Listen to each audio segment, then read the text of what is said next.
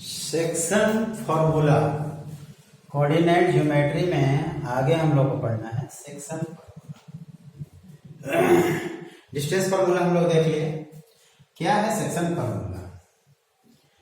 मान लीजिए मेरा यह एक कार्टेशियन प्लेन है, एक पॉइंट ये मेरा ए है, एक पॉइंट यहां पर मेरा बी है। ए पॉइंट x1 y1 है, बी पॉइंट x2 y2। इसके बीच में हम कहीं एक पॉइंट लेते हैं P सच दैट कि AP और PB का जो रेशियो है वह कोई M1 और M2 रेशियो से है। किसी किसी बुक में यह MM रहता है, गड़बड़ाने की बात नहीं है। एनसीईआरटी में M1 M2 दिया है, चाहे वो तो फॉर्मूला आपको लिखना है, चाहे M1 M2 लिखिए चाहे MM लिखिए। चलिए फिलहाल हम लोग M1 M2 लेकर के चलते हैं। मतलब यहां से यहां की दूरी इसका M1 है, यहां से यहां की दूरी M2। ठीक, हमको फाइंड करना है कि P का कोऑर्डिनेट क्या होगा, मतलब P का जो XY पॉइंट है वो क्या होगा। अगर ये निकालने बोला गया तो क्या हम करेंगे? यहां से परपेंडिकुलर लेते हैं ये वाला X पॉइंट, ये मेरा दिया हुआ है X1, ये भी मेरा दिया हुआ है X2। इधर आए Y1, ये वाला पॉइंट Y, ये वाला पॉइंट Y2। इसको एक लाइन से यहां जोड़ देते हैं, एक लाइन से इसको यहां जोड़ देते हैं। ये दो ट्रायंगल बन गया। नाम दे देते हैं, ये तो ये था P, इसको Q कह देते हैं, इसको R कह देते हैं। चैप्टर 6 में आप लोगों को पढ़ना है सिमिलर ट्रायंगल।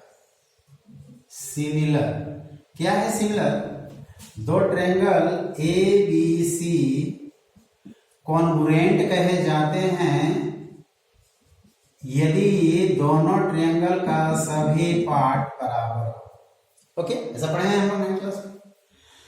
अब ये है कि दो ट्रायंगल सिमिलर कहे जाएंगे यदि उनके सभी एंगल बराबर हो और साइड का रेशियो बराबर हो। रेशियो कहने का मतलब AB is equal to PQ ना हो, बल्कि ऐसा हो कि AB बटा PQ बराबर BC बटा QR बराबर AC बटा PR। ऐसा हो और तीनों एंगल, मतलब एंगल P के बराबर, एंगल PQ के बराबर, एंगल CR के बराबर, तो हम कहेंगे कि ये ट्रायंगल जो है वह सिमिलर। ऐसा पढ़ना है चैप्टर 6 में। ठीक है, और इसको सिमिलर करने के लिए सबसे सरल उपाय है कि किसी दो ट्रायंगल का कोरेस्पॉन्डिंग दो एंगल बराबर हो जाए तो सिमिलर हो जाए। यहां पर आइए, ये वाला मेरा राइट एंगल है, ये मेरा राइट एंगल है, और ये वाला लाइन और ये वाला लाइन पैरेलल है, तो ये एंगल और ये एंगल कोरेस्पॉन्डिंग एंगल होगा। एंगल इन ट्रायंगल, कौन triangle? PAQ and triangle BPR। इसमें एंगल A जो है एंगल P के बराबर है कोरेस्पॉन्डिंग,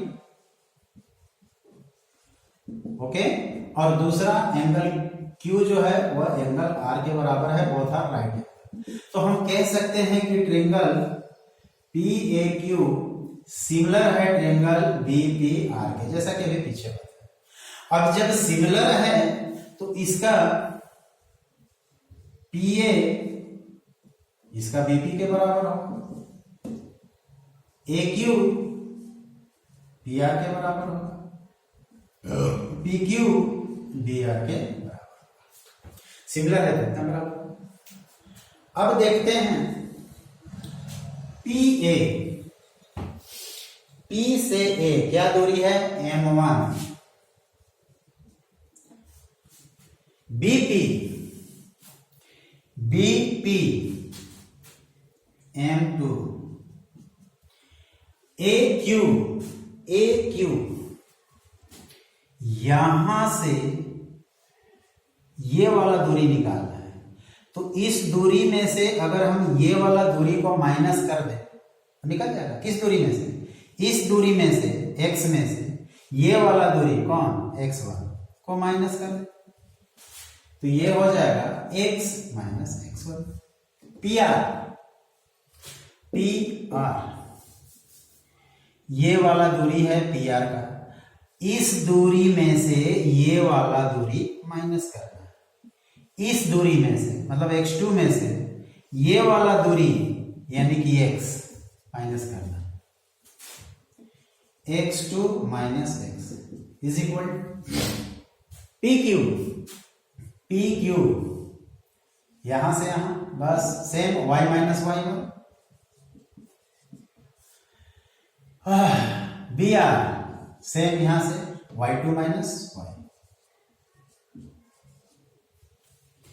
ये मेरा एक इक्वेशन दे देता है। अब इक्वेशन दे दिया, इसको सॉल्व करेंगे। फिलहाल हम लोग लेते हैं m1 m2 is equal to x minus x1 x2 minus x, और दूसरा हो जाएगा m1 m2 is equal to y minus y1 y2 minus y। चलिए इसको सॉल्व करते हैं।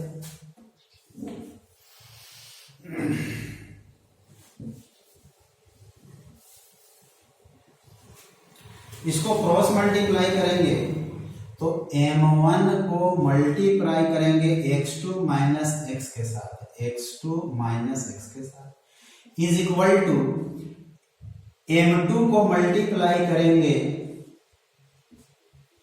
x माइनस x1 के साथ, x माइनस x1 के साथ। इसको इससे करेंगे m1 x2 minus m1 x is equal to m2 x minus m2 x1। हमें x का वैल्यू निकालना है। ये वाला जो माइनस x है इसको उधर ले जाते हैं, यहां हो जाएगा मेरा m1 x2, इसको उठा करके इधर ले गए, इधर से माइनस वाला m2 x1 ले आए, यहां बच गया m2 x, ये माइनस वाला गया तो plus m1 x, m1 x2 plus m2 x1 is equal to, इन दोनों जगह से अगर x को कॉमन निकाले तो बच गया m1 प्लस m2। थोड़ा सा जगह लेकर के लिखते हैं, x is equal to m1 plus m2 is equal to m1 x2 plus m2 x1। अब हमको x का वैल्यू निकालना है तो ये वाला इधर डिवाइड हो जाएगा, तो हो जाएगा m1 x2 plus m2 x1 बटा में m1 प्लस m2। ये हो गया x। कौन x? ये जो x निकालना, x का वैल्यू इतना। ओके, अब आ जाइए y वाला देखते हैं। y भी जब इसको करेंगे तो ऐसे ही आएगा। ये वाला y को एक बार इधर क्रॉस करेंगे, इधर क्रॉस करेंगे, जैसे x को किए हैं तो इसको करेंगे तो y का वैल्यू आ जाएगा m1 y2 plus m2 y1 बटा m1 प्लस m2। इतना आएगा, आएगा का आप लोग करके देखिएगा, करना भी चाहिए आप लोग। यानी कि जब मेरे पास 2 पॉइंट, एक पॉइंट A और एक पॉइंट B दिया हुआ है मतलब ये कोई नंबर जरूर दिया हुआ रहेगा y2। अब इन दोनों के बीच में कोई पॉइंट हम P निकालना चाहते हैं कि इसका क्या कोऑर्डिनेट होगा, मतलब x और y, और क्या दिया हुआ है कि AP और PB का जो रेशियो है वह नंबर m1 m2 है, वो रहेगा कोई नंबर। तो उसके लिए x निकालने का ये फॉर्मूला है, m1 ये वाला इंटू x2 ये वाला प्लस m2 ये वाला और x1 यानी ये वाला बटा में m1 प्लस m2। कैलकुलेट कर देंगे तो x का वैल्यू निकल जाएगा। उसी तरह से y के लिए भी बैठाएंगे, इसका वैल्यू। चलिए एक आध क्वेश्चन करके देख लेते हैं।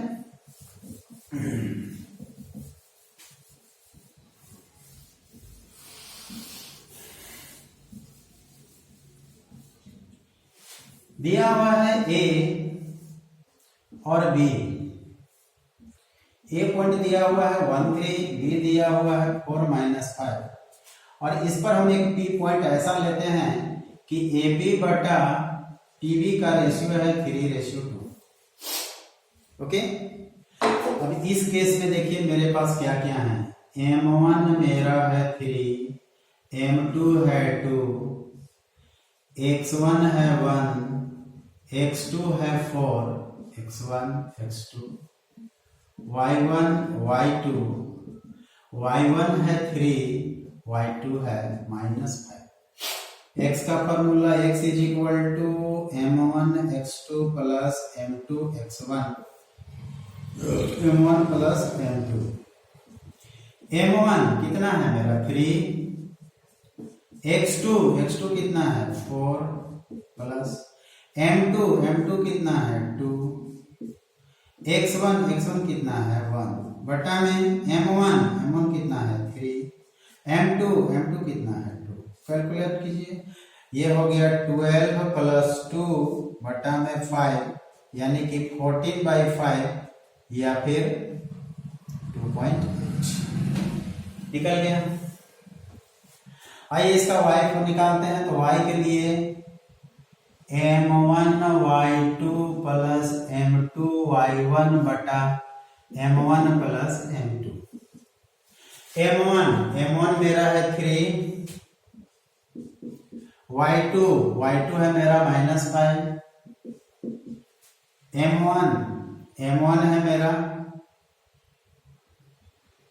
M2, तो